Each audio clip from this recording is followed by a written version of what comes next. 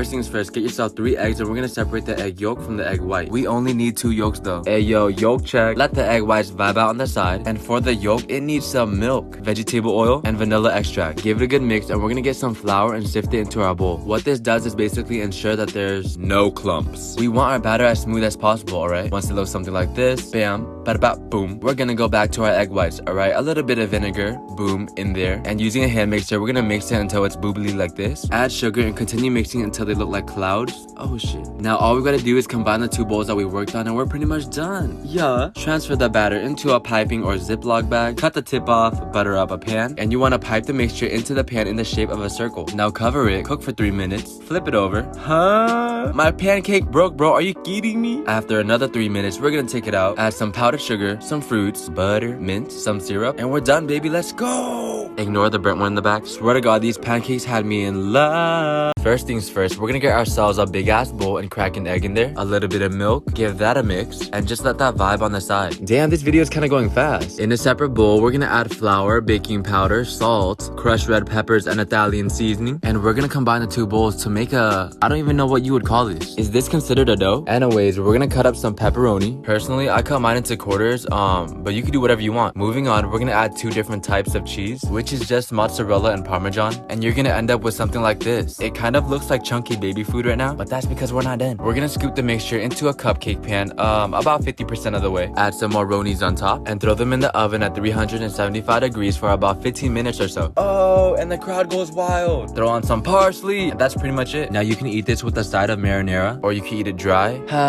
These remind me of the ones that my mom used to make for me when I was a kid. Psych, she never made me this. When I was a kid, all I ever ate was mama ramen noodles. Don't let the straw hat fool you, she's evil. Okay, first things first, get yourself a big ass bowl and some instant coffee. Into the bowl, we're gonna throw in equal parts coffee, white sugar, and hot water. Now I do not have a hot water dispenser, so I had to boil it manually. It took a bit longer, but that's okay because bitch, we are in quarantine. Once you have everything in there, get yourself a hand mixer, and we're just gonna beat our mixture until it's like a light caramel brown. I decided to add more sugar just because I'm an asshole and I like my coffee sweet. Once you get something like this, try it out to see if you like it. If you do, let that vibe on the side, and get yourself a cup and some almond milk. Boom, milk in. I didn't have ice at home, so I got myself some McDonald's ice in. And finally, you pour the froth on top. Ooh, this barista shit is easy. JK. If you really think about it, this is really just like a reverse latte, you know what I mean? It was pretty good, but what I did was I took my cookie, dunked it in there, ate the cookie, and that, ladies and gentlemen, and non-binary individuals, hits different. Let's go. This is me wanting to go outside, but I can't because I'm trying to be responsible.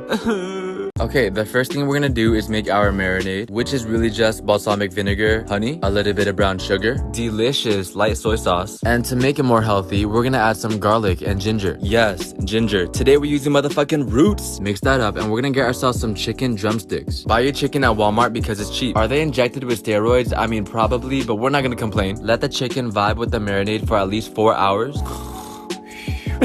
Once you're hungry, throw the chicken onto a baking rack, and we're gonna bake these in the oven at 400 degrees for about an hour. Do not throw away the marinade, okay? We're gonna boil our marinade for at least 15 minutes to get rid of the salmonella, and we're just gonna brush it on our chicken every 15 minutes. Listen. I know what you're thinking. This is way too much work. I mean, you have a point, but trust me. I will always love you. Come on. Top it off with some sesame seeds and some parsley. And yeah, that's pretty much it. I will say though, I would recommend you marinate this chicken for at least 24 hours up until like 5 minutes before the chicken expires. First off, we're gonna get ourselves some nuguri, chapaghetti, and some steak. And you guys probably already know how to make steak because I've been on this app for like 3 months, and I've probably seen like 50 different videos of people making steak the right way. Like, bitch, who the hell am I supposed to trust? Cut them into cubes and let them vibe out on the side. And we're gonna throw our ramen into some boiling water. Don't forget to eat your vegetables, alright? Throw in your vegetable package. And ramen cooks hella fast, alright? About 3 minutes. Give it a little taste. Yum, yum, yum, yum. And once it's al dente, we're gonna take it out. Alright, bet. Now it's time to cook our steak. Right before we throw it in, we're gonna season it with some salt and pepper. Once our oil is thumping, we're gonna throw our meat in and cook it until it's brown. Yo, that brown meat be hitting different. Whoa, pause.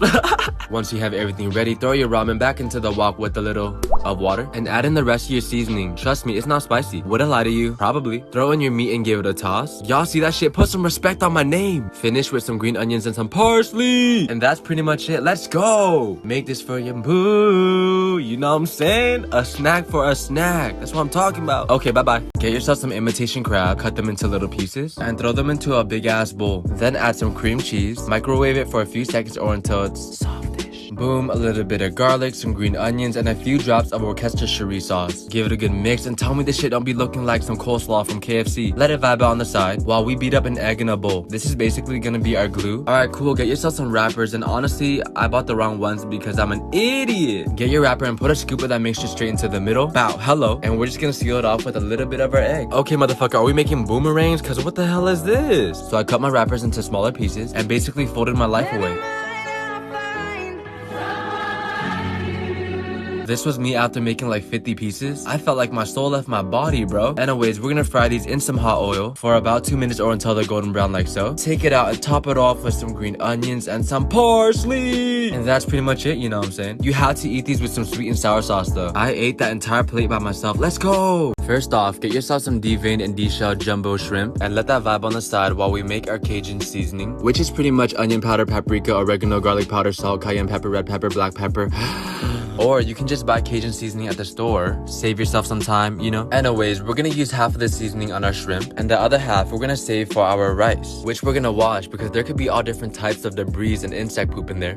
Once you have your rice, your seasoning, your shrimp, we're gonna throw some butter into a pan on medium heat and simply cook our shrimp for about 2 minutes on each side or until it's opaque all the way through. Once we're finished with that, we're gonna saute some garlic and butter. Once our garlic is a little bit brown, we're gonna add in our seasoning and our rice and a little bit of chicken broth, which is crazy to me because I always make my rice with water, but this sounds like a good idea. Cover with the lid and let it simmer for about 15 minutes or maybe even longer if you want crispy rice. And yeah, that's pretty much it. Throw your shrimp on top, a little bit of parsley. Just a simple, easy, quick recipe. And it's actually really healthy too. Just ignore all the butter that we use. On today's menu, we're making lumpias. We're gonna start off with ground chicken, green onion, and some garlic. Dude, look at this big ass carrot. We're gonna grate that and throw it in, as well as some water chestnuts, mint. Now this is really just there for the texture, you know, it's a little bit crunchy. Moving on, we're gonna season it with a little bit of pepper, salt, and soy sauce. Give that a mix until you get a concoction that looks like this. And now, ladies and gentlemen, it's time to wrap. And there's a lot of different techniques of how to approach this. You can cut the wrappers into triangles and then roll it like a typical egg roll and then seal it off with some egg white. Pros and cons, it is very beautiful, but it is time consuming. I would honestly just recommend you roll it like a carpet and cut it in half. Okay, either way you roll it, your back is going to start hurting. How am I 21 years old with back issues? Huh? Anyways, we're gonna fry these in some hot oil until they're golden brown. And you're gonna wanna do this in batches, okay? Do not just plop the whole plate of lumpias inside. Once you're done, plate it, add a little bit of parsley. And yeah, that's pretty much it. Serve it with some sweet and sour sauce or banana ketchup. But I would rather eat a jean jacket before I eat ketchup. On today's menu, we're making Swedish meatballs. In a big ass bowl, we're gonna combine breadcrumbs, cow milk, heavy whipping cream, 1 singular egg, a little bit of garlic, pepper, salt, and finally all-purpose seasoning, which I have never used before in my life. Anyways, give that a good mix and let it vibe out for about 10 minutes while we cut an onion. What we want is really small, fine pieces, okay? Toss them in there along with some parsley. And lastly but not the leastly, we're gonna add ground beef and pork. My store only had 95% fat-free pork, which I would not recommend because it tastes like a Timberland boot. Anyways, mix everything together and we're gonna take our meat mixture and roll it into the size of a golf ball. Moving on, get yourself a pan on high heat, throw in some olive oil and a little bit of butter, and we're just gonna basically brown our meatballs on all sides, okay? I mean, just look at that crust. Yes! Once you're ready to eat, throw it onto a plate, and you can eat it plain or you can serve it with some gravy, and then add some parsley. I had to make this because I miss going to IKEA, eating the meatballs, and buying furniture that would eventually break in a few months.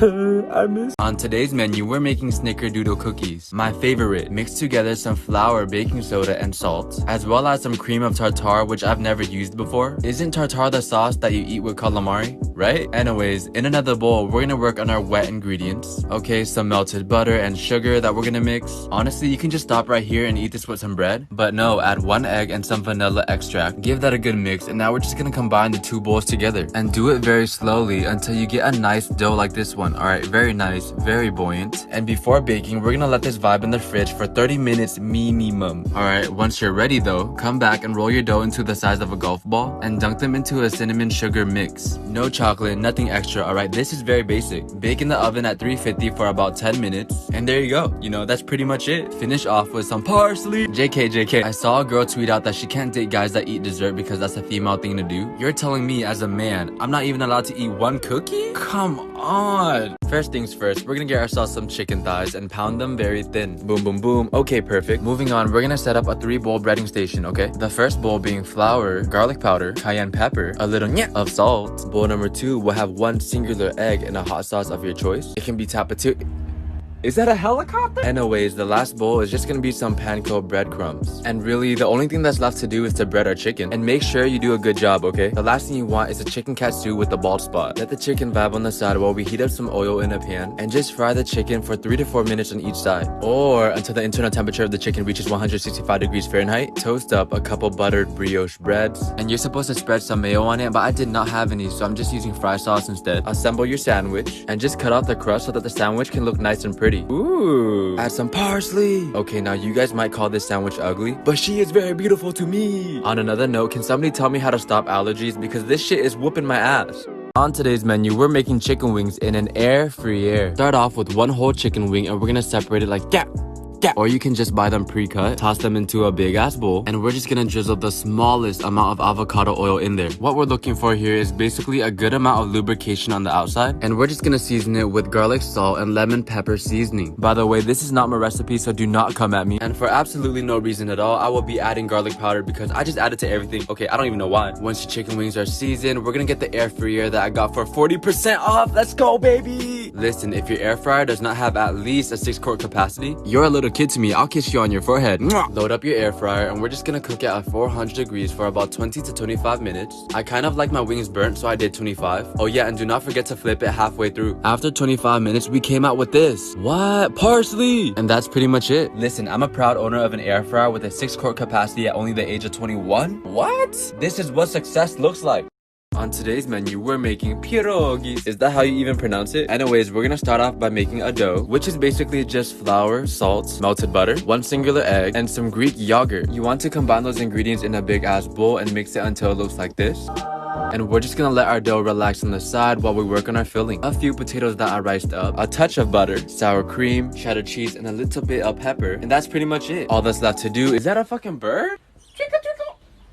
Anyways, it's now time to roll out our dough, okay? Now what we're looking for here is about 1/8 of an inch thickness, I think. Cut out a piece of it and throw the filling into the middle. Fold it into a moon shape like this. Let's go, my first pierogi! Rinse and repeat, and we're just gonna cook these in some salted boiling water. Once they float to the top, we're gonna take them out and quickly saute them in some butter because we want that color. Ooh. Plate it, eat it with whatever you want. Okay, your life, your choice, but don't forget the parsley! In other news, have you guys heard? Jeff Bezos is a trillionaire. What?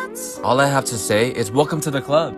According to today's menu, we're making elote. The first thing that you want to do is to get yourself some corn. I opened it and I realized that somebody cut off the tip of my corn? Why would you cut the corn? I like it when it's pointy. Anyways, we're gonna remove the husk and the little hairs until the corn is nice and clean like this. Give them a little wash and we're gonna throw them into some boiling water, I think for like 5 minutes. And corn cooks really fast, so once they're done, take it out and just wait for them to cool down, okay? Once they're cool, we're gonna take some to-go chopsticks and just take out all of your frustrations out on the corn, alright? Stab it! Moving on, we're gonna brush our corn with some butter as well as some mayonnaise, and remember to put a lot, okay? This is not the right time to be shy. Finish it off with some cotija cheese, and that's pretty much it. Now this is pretty much the most basic version, all right? I like this one, but you can add like chili powder or tapatio. The best way is to eat it with a lot of ketchup. Ah, hell no! Yeah, I mean, maybe add some more cheese, some lime, cilantro. It really is up to you. All I know is tengo elote muy delicioso. Esta chinito habla español muy bien? Sí o sí. On today's menu, we're making a Philly cheesesteak. The first thing that we're gonna do is get ourselves some ribeye steak, and we're gonna cut that into slices, okay? Very thin, like this. Moving on, slice up 1 yellow onion. Now, ever since I was a young little boy, I always wondered who eats raw onion.